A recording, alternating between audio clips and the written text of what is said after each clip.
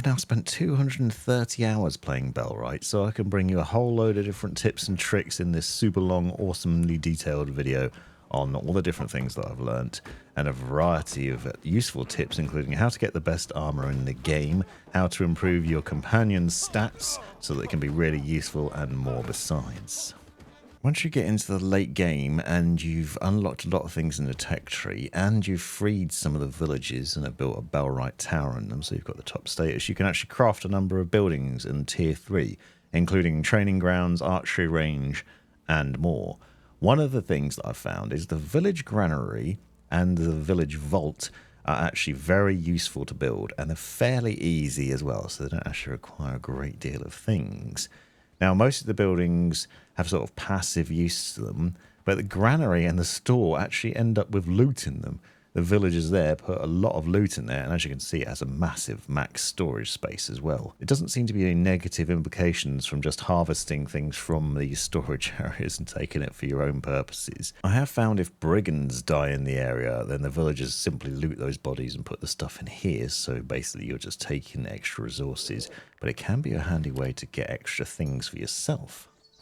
You can build these buildings at any place that you have liberated. So you can see we've got a bell tower in Farmworth, for example, and then you can build the buildings there and craft them. There are a number of different buildings in this section, so look out for the ones that say village on them.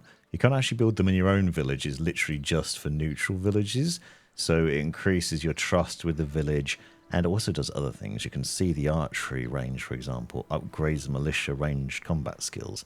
This means that people in the village will have better archery skills over time, so it can be worth doing that. Also, it only requires 10 thatch and 20 wooden planks, so it's really easy to build. Village stables also is similarly easily, and this is weird because obviously there isn't actually any creatures to put in stables just yet, but maybe with future updates there will be. However, the granary and the vault are the two things that I find the most interesting, because you wouldn't think you'd be able to get anything out of there, but you can. It says literally allows them to store their own goods in there, but then you can go and build them. Now the other thing is that when brigands raid, normally they destroy the bell tower and you have to build it again. So if a reclamation party comes and you don't defend the village, they'll destroy the bell tower and you'll have to build it again in order to re-achieve your Bellwright status. But these extra buildings don't seem to get destroyed during that process. You can also build a village house so that the village can have more people in it, and other village buildings. So they are actually worth researching and building, because it does seem to improve the overall results that you get from the local village, including the people that you can then recruit to work in your own village. In Bellwright, you can use books to improve the stats of your villagers to make them more useful. So you'll find books at sellers and also in the world in loot boxes and on fallen enemies. You can use the books, so I drag them into the inventory of your villager, and then you can choose which stat you want them to research. For example, harvesting for this person to improve their harvesting capabilities, because that's their main job. But there's a better way of doing it. But before I get to that, I want to talk to you quickly about when you're recruiting people, you'll notice that they have a set level of stats. Beggars are invariably cheap, but they also are pretty rubbish in terms of their max attributes.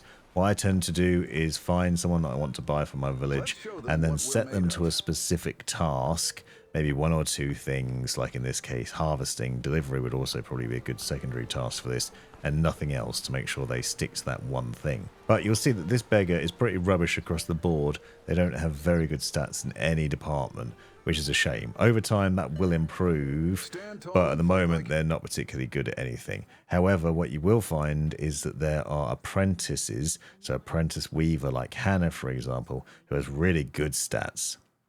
Hannah is very appealing because she's also got level 6 crafting. You'll also notice that they have a maximum crafting level, or a maximum level for each attribute. So she can max out to level 10 crafting, which would be incredible because it means they can craft the top level armor. You'll also see that other things are up and down. So she's got really bad agility, for example, but is also pretty good at farming and laboring as well. Now, one of the things that I didn't realize initially is that you can use multiple books at once. So if you head over to a bookseller, for example, in Padstow, you can find a bookseller that sells level 2 books. You can purchase loads of these books, assuming you've got loads of money, which I have from killing loads of brigands and bandits. So you stock up on these books, because level 2 ones are pretty good when you're early on in the game. And then what we're going to do is basically make all of our villagers read them. So in order to get your villagers to read them, what you need to do is go over to the settlement tab and then go to the population section. Now, you don't actually have to talk to each villager individually, which is what I thought you had to do. Instead, all you have to do is look for the little book icon next to their attributes. This will show you that they can read a book for that particular attribute based on what's in your inventory. And you can do this from anywhere in the world. So I'm in Padstow, but all my villagers are back at base. I'm going through my entire list of villagers and making them read books that are relevant to their current skills or what I want them to improve on. And this is very handy because it means you can also do this if you find books when you're out and about. They'll automatically get taken out of your inventory, so you've got more space in your inventory for looting other things. But more importantly, you're improving your villagers' usefulness in the village. And having high level crafting and other things is very useful for getting your village going, but also obviously improving their strength and other things can be beneficial. You can see Juliana here is able to read a level 4 book, which gives her 6,000 experience points. These higher level books do take ages to read, though. You can see this one's going to take 1 hour and 39 minutes. It is worth doing because obviously level 7 strength is pretty good. For reference, I'm currently only level 5, so she's actually stronger than I am. So it's worth making sure your villagers are reading on a regular basis to improve their overall skills. Now, when you do this, there's another benefit to it.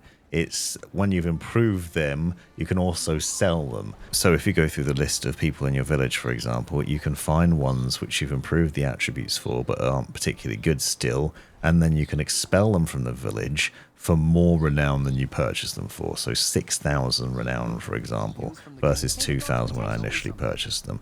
And then you can use that boosted renown to go and purchase a weaver, assuming you've got the Bellwright status. So I can get Hannah in my village, and then hopefully I can make her even higher level to be able to craft me the best gear in the game. This is the best armor in Bellwright. I've got the best helmet, the best body armor, the best chest armor, and feet armor in the game, plus a level 6 weapon and a big old shield. I want to show you how to get these things. Most importantly, the chest armor, which is actually the most difficult. First of all, you will need the town hall, and you will need to make your way through the research trees, because as you can see, basically what you need to do is to get to the right tech tree, and you can see that on this side, and you scroll up here, you're going to need the armorer building first of all. So you're going to need to get to tier 3 buildings and then here.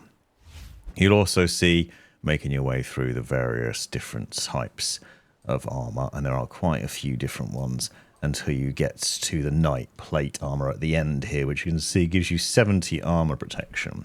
So now I've got 40 in my helmet, 92 on my body with the body and hand armor, and then 72 with the legs and feet armor. Most of these are actually fairly easy to get, apart from the knight plate, but I would recommend a few different things.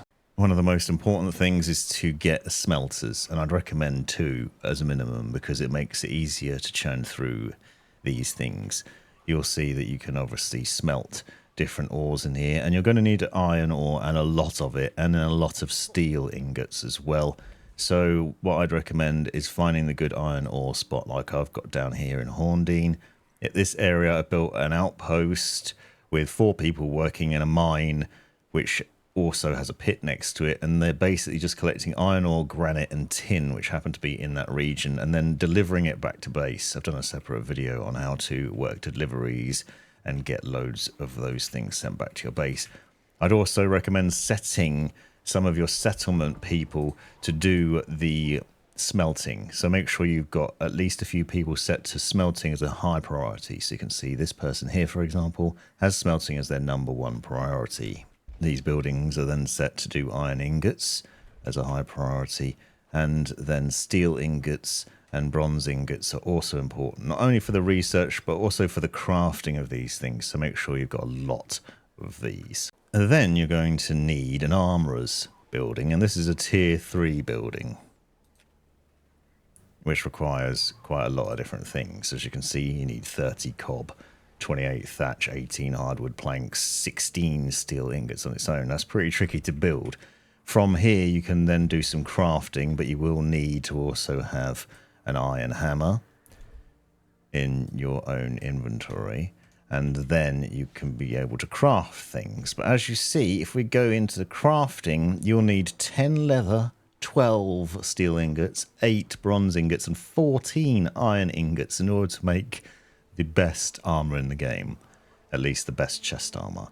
The problem there is it isn't actually possible to carry all those things. The requirements for doing this are also obviously pretty difficult, as you will need a lot of leather, which takes time to craft, and the other bits. I'd recommend taking it to the armory yourself and put it in the local storage, so you can actually go back and forth with this. But what I wanted to highlight is, 1, you need crafting level 9 in order to be able to craft it, and 2, it's actually impossible to hold enough things to be able to craft this armor. And that's because leather takes up so much space. You can see how much leather I've got in here. I've got the requirement, so I have 10 bits of leather in my small backpack and in my inventory, but those take up so much room in your inventory, you can't possibly hold 12 steel ingots, 8 bronze ingots, and 14 iron ingots in order to be able to then craft the armor. And so you need a villager who's capable of doing it. Assuming you have such a person in your village, and I'll show you how to do that in a second, I'd recommend then storing basically everything they're going to need for crafting in the local storage, because this will make it easier for them to craft it and ensure that they've got the resources they need there and ready. Getting someone with high enough crafting level can be pretty tricky. However, if you look out for the apprentices, once you've freed and liberated a village, you might find someone like Hannah who has a high top level of crafting. You can see she's currently got level 6 crafting, but can reach up to level 10. Bear in mind you need to get to level 9 in order to be able to craft that armor, but Hannah is going to be the way to do it. Now, the way to get this to happen is to make her read books by crafting books from Padstow and get her to read them over and over and over and over again. Level 2, 3, 4, wherever books you can find that have crafting in them, make her read them constantly. So over in Padstow, if you head over to Charles over here, you can buy books from him. So we go over there, and then obviously we're just going to buy some crafting books. Hopefully you've got enough money that you can do something crazy like buy a bunch of them and save them up for a special occasion. Then go to your settlement, and then go through to the relevant place, and then population, and then find the person you want to improve. So Hannah, then attributes, then click on the little icon here, and then click read. You can see Hannah is now 9 out of 10 in terms of level of crafting, and 9 is obviously high enough to make the armor. You can also see a level 2 book takes 44 minutes to read. Don't send her into combat in the meantime, because if she dies, that'll reset. But you can get higher level crafting books to make her learn even faster, but they are pretty hard to find, whereas you can buy them quite easily from Padstow. So this is Hannah. Hannah was an apprentice weaver, and now she looks pretty mean. Her attributes have definitely increased a lot, as you can see, now level 9 crafting. But also one of the things I recommend is if you find someone like this that's good enough, so they've got a good enough high level, because the important thing is to bear in mind their top level, because obviously we want it to be able to get here in terms of crafting. What I would recommend doing is basically setting them to only do crafting as their job, and I've got smelting as well, because that also counts as crafting. So you've got 2 lots of jobs here, nothing else. Everything else is turned off. None of the other jobs are hers. She's doing the important work, which is basically increasing her crafting level till she's at the point where she can then craft the armor, assuming that there are enough things to be able to make the armor in the first place. And so that's how you would do that. If you look through the list of people in your village, you might find you don't have very many people that have such high level crafting. Briscoe, for example, only has 4 of 4 crafting. That's the maximum they can get to. Charlie, who's an apprentice blacksmith, can only get to level 7 crafting, so he's no good.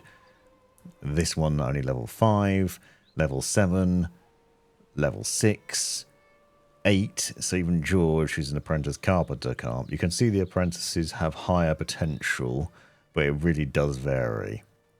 I got Hannah from Farnworth, so you might find that useful. I don't know whether she's always there or not. But you can see a lot of these, even the apprentices, just have a maximum level, which really restricts them. So they just can't even get to a high enough level. You can interestingly, if you're struggling with renown points, sell someone, expel them from your village and get renown back. You can see I can get 10,000 renown for this person, 6 for this one, 5 for that one. I've found that if you make them read books and increase their overall attributes over time, they're actually more valuable. So if you find you're struggling for having enough to be able to recruit someone that's high enough level crafting to be able to do this, you can just expel someone in your village and get some of that renown back in order to be able to spend it. That's all very well and good, of course, and it takes an absolute age to get to this point, by the way. I've done 230 hours in the game so far, and a lot of it was being AFK and letting the bots do all the work of the crafting and gathering. How much difference does this armor actually make? You can see that I'm using a really high level shield, which requires 6 strength, and a double-headed hammer, which also requires 6 strength, and yet I'm still getting absolutely battered by these brigands. Unfortunately, once they start surrounding you, it's very difficult to defend yourself, and the top level armor just doesn't seem to make that much difference, if I'm honest. I'm still dying a lot, so was it worth all that effort? Of course, you're not really meant to play this way on your own, and it is much more fun with friends, by the way, to play that way. Or to get your army involved, to get all your villagers to come and help you. But you can see that I've lost a lot of health just battling one lot of brigands, and then another lot's going to show up. The thing that I found disappointing about this is how long it takes to get to this level, and yet you still aren't really very well protected. The benefit of the armor, of course, is you don't need any sort of level of attributes in order to be able to craft and use it. Well, you need to be able to be level 9 craft in order to craft it, but you don't need to have a high level strength, for example, to wear high level armor, whereas you definitely do for the weapons and shields. So it is easier to get, and it does help a little bit, but I'm still getting killed over and over again. Just quick save a lot before battles would be my tip there. Despite having really high armor and pretty good gear, I still find the best way to beat enemies is basically to get on a rock that they can't climb on and then shoot them in the face with arrows. Iron arrows make life a lot easier. Bronze are a little easier to craft, so they're quite quick in order to do. Now, obviously, you want to use your villagers as much as you can. Create an army or a squad and take them with you. But I find that often, if you're traveling a long distance, it can be really hard to keep them fed, especially in winter. You can harvest berries and mushrooms and things along the way, which can keep them well fed and give them lots of food beforehand. But sometimes you just want to fight on your own, and it really isn't easy to do. If you're playing co-op, it's a lot easier, but just getting on a rock and shooting enemies in the face can be pretty handy, although you do have to deal with archers first of all. The other thing you'll notice is that I have assigned bandages and the medicine to quick slots 4 and 5. This is really handy when you're out in the world, because you can basically press those buttons, especially with the health drink. You can press 5 on your keyboard and then easily drink that to boost your health back up. Bandages, you have to stand still briefly in order to be able to use, so it's not as easy. But that is well worth doing, is using that quick slot to make sure you don't lose as much health when you're in a battle and you're fighting with loads of enemies. So stock up on those. You'll find that the enemies drop them quite often, and then you can get good food from them as well as that health potions, and then you can just carry on fighting and shooting them in the face until they're all dead, and then you can spend renown on more villagers. I want to show you how to defeat Lord Ashbourne and to get his sword, which requires level 5 strength but does a nice bit of damage, and you can actually get multiple times. It's worth noting if it breaks you can't repair it. And this is an end level boss, but he also respawns, so you can actually get him earlier on in the game, even before you've got there, and then get that sword several times. I'm going to show you an easy way to do it. Now, Lord Ashbourne is located sort of in the bottom middle of the map at the brigand headquarters that you can see here. He is by no means easy to kill, so you either have to take your army with you, or you can do it the cheeky way, and I'm going to show you how to do that because it's really easy. I would recommend building a fast travel sign nearby though, so you can see there's a road running nearby to the headquarters here. Build a fast travel point there, because if you die it'll be easier to get back to your things. Once you finish crafting that fast travel point, you'll find that up the hill here you can see like an old derelict castle. Head up there and I'm going to show you what to do. Now, it's worth bearing in mind there are some very high-level enemies in here with a lot of high-level gear, and they will pretty much destroy you. I've got pretty decent armor on here. In fact, I've got the best helmet you can get, pretty decent leg armor and midriff armor and other things. And yet, in hand-to-hand combat, I've died several times trying to defeat Lord Ashbourne and his goons. But if you jump up onto the wall here, you can then climb up on these ramparts essentially, and you will eventually alert them, so you can see they're now sort of running around. Now, naturally, if you're in a sort of cheeky position like this, brigands and baddies will just sort of tend to run in random directions, and they're actually quite difficult to shoot. I'd recommend bringing with you iron arrows or bronze arrows, and a lot of them. Iron arrows will be more useful, obviously more difficult to craft. Bronze arrows will work, but you will need a lot in order to do this. Now, to make them a bit easier to hit, if you climb up on the wall here, at this position, you can find that you're just out of range of their swords, so you can shoot them directly in the eye hole through their helmet, and this will obviously do quite a bit of damage and take them out. However, don't think that you're invincible in this position, because it is still possible for the ones with long swords to hit you, so you might need to wiggle around or to move about to a different position. There are other spots in the camp where you can do this. My friend stood on top of a lantern in the middle of the base to do it, for example. But we've actually defeated Lord Ashbourne 3 times now using these cheeky techniques. You get obviously quite a lot of experience points for killing these guys. As you can see, it gives you 180 renown, and it will boost other things like your archery and your damage attributes as well, depending on how you're defeating them, so it can be worthwhile. However, it is very punishing, so take a lot of health with you in health supplements and bandages and other things, and more importantly, take a lot of arrows.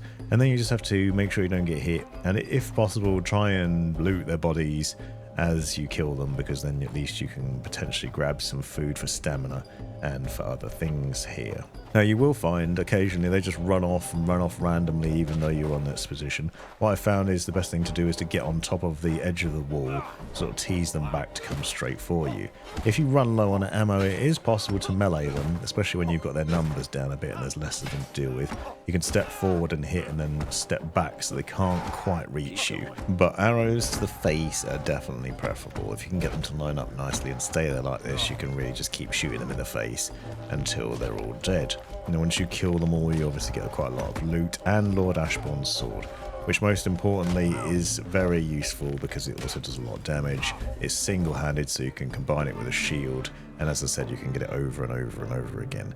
Now, you will get an achievement for defeating Lord Ashbourne, so it's worth noting that, and as I said, it's actually end level, so it's like the last quest in the game, but you can take it on earlier. Doesn't matter, you're not really spoiling anything massive here, and they will respawn, so you're not going to break the quest line if you want to just be cheeky and try and get that sword earlier. The other thing I found that's useful is if you can get them to come up against an object like this, you can hit them in an angle where they can't hit you, which is quite nice, and then you can just reap the benefits. Hope you found this useful. Thanks for watching. I'm going to show you how to set up outposts in Bellwright so that you can automatically collect the resources you need really easily and effectively. In this instance, I'm setting up an outpost right by a little lake in order to collect a river reed, because that's used for crafting linen and also simple arrows, which I like to have a lot of. In order to create a good outpost, you essentially need a couple of different buildings, a stockpile to store your goods in, a housing tent, which can hold up to 2 villagers, and then the buildings that you're going to be using. In this area, I'm putting down 1 housing tent and constructing it, along with 2 foraging camps and a stockpile building. And what we're going to do here is set up this area to collect river reeds and automatically transport it back to the base. And this is really straightforward and easy to do, but there are quite a few steps that are worth knowing in this process. So you can see under the settlements list, I have a few different outposts already. I've got Mining Town under Lime, Middle Diddle on the Wibble, which is my main base, and Wheatland upon Field, which is another one I've set up to collect wheat. You can select and set up multiple outposts across the map in different rich environments to collect various different resources. But here I'm creating a brand new one, and I want to show you the logic for doing it and how to make this a lot easier. When you create a building in a new area, it's automatically assigned to your new base. So you need to make sure you set it up and assign it to the outpost. So here you can see we've got this foraging camp. I first need to find it, this foraging camp number 3, on the settlement list. If you go through your settlement list here, under the building, you'll see that at my main base, this foraging camp has appeared there. Now, if you create an outpost when you first do this, you won't have this problem. But here on the right-hand side, you can see you can do switch settlement, create new outpost, and I'm going to call this reading just because that's where we're collecting reads from. So it's just a silly naming convention that we've come up with. But I need to assign both the buildings to that settlement. So both the foraging camps that I've crafted and the housing tent and the stockpile. If you create a building, assign it to an outpost, and then build buildings around it, they should automatically be assigned. But if you're having problems, it may be worth going to each building individually, looking up what the building name is by just glancing at it, going through the list, and then assigning it to the relevant outpost. This just makes sure that everything's on the list properly and that all the organisation happens, that the bots don't get confused. It neatens things up and it makes it work really well. So here I'm just going through making sure that all of these buildings are assigned to the new outpost. So the idea here is we're going to assign 2 villagers to it that will sleep in the housing tent. One will work in one foraging camp, one in the other. Then they'll both deposit what they've collected in terms of the reeds into this stockpile. That will then automatically transfer back to the main base, and I'll show you how to do that in a second. And that makes it a lot easier to make sure you stay on top of basically having loads of river reed, which can be used in crafting other resources. Now you can use this in different locations. I've also got one set up to collect iron ore, for example, in a different location, and another one set to collect wheat. So it's worth looking around the map and seeing where these rich resource areas are. Under the deliveries tab on readings on the new outpost, I'm setting that to automatically deliver food from my main base. So you can search for the food types that you know you have created at your main base, select your main base as the origin point for that food, and then I'm essentially sending a couple of bits of food every day. So you see you can set it to daily from the main base to this outpost. This means that when your villagers wake up in this outpost, they have food immediately so that they won't go off hunting for food, wasting loads of time during the day, and they can just get straight to work. So this is really important to do. Make sure you select food you know you can easily get, berries, mushrooms, maybe some cooked meat, whatever you're producing a lot at your main base, and then just set it under the deliveries tab to automatically send to the outpost. Then under your main base, search for the thing that you want, so in this case river reed, which is what we're going to be collecting here. Select the origin point as the new outpost, so reading, and then set how many is going to be set from there via the deliveries section. Now this works automatically at midnight. The set amount will be sent back. It is worth noting there is a delivery capacity though, so you can only send so many from each of the outposts back to your main base, and this depends on how many people you've got, so that might limit the options in terms of what can be sent back. But this means that you don't have to go out and look for this stuff, and it also means you don't have to send people from your main base looking for it, so they would have to travel long distances. It's basically optimizing the collection of the things. Then you need to find some villagers that are either not got a job already or are really good at what we're going to be doing, so it's worth looking at their attributes and assigning them to the new outpost. So essentially what I'm going to do is assign 2 people to this outpost, to that little house that I built. They're going to live here and this will be their main place to stay. At the foraging camp we then set them a task, so I'm going to set them to collect river reed. That's all I want them to do. I'm setting a ridiculous amount of 301 river reed to be collected, and I'm setting that as the main priority. It's the highest thing, it's the most important thing for them to do. And then I'm going to go and repeat this process at the other foraging camp, but I'm also going to throw in a little bit of wood, because wood and river reeds are used in crafting simple arrows, which are really important to me, and they're really useful for hunting and other things.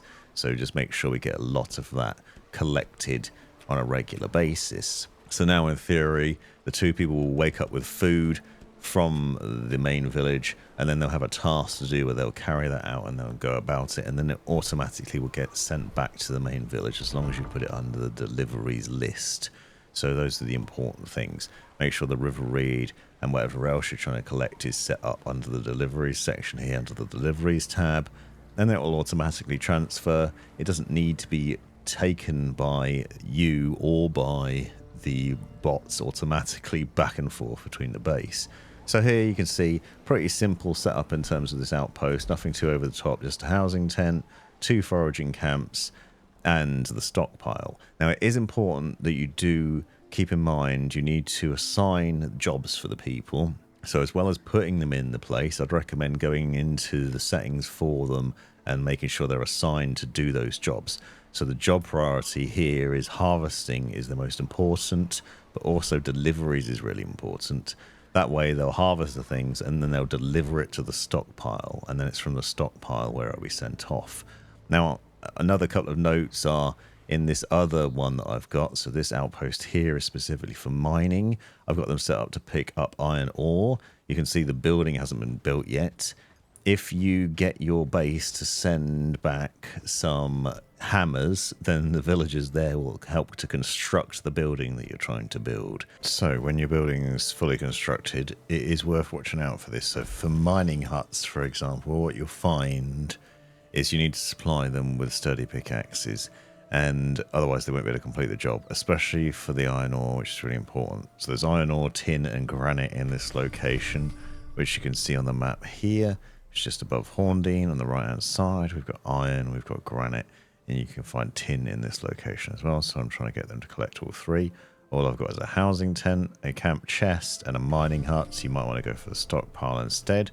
But it's important to make sure that for this settlement, which is Mining Town under Lime, that we have deliveries set up so that they can get, for example, the sturdy pickaxe, and we'll get that from the base. And let's say we just send a couple of them weekly, and you could set it up that way. It might also be worth sending broken sturdy pickaxe back to the base, so maybe we could do 2 of those a week as well, and that way you get the broken ones come back to your base and repaired ones go out to the outpost, and therefore they can carry on just collecting that and sending it back to base with relative ease. You need to make sure that the people in the area that are assigned to Mining Town, for example, are set to the harvesting ability, because that's what you've got for that, and also delivery. Delivery is really important as well, so you want them to do the harvesting and delivery. Otherwise, what I've found is that all of the ore will just end up in here. It won't get sent to the chest. If it's not in your chest or your storage container, then it won't get sent back to the base.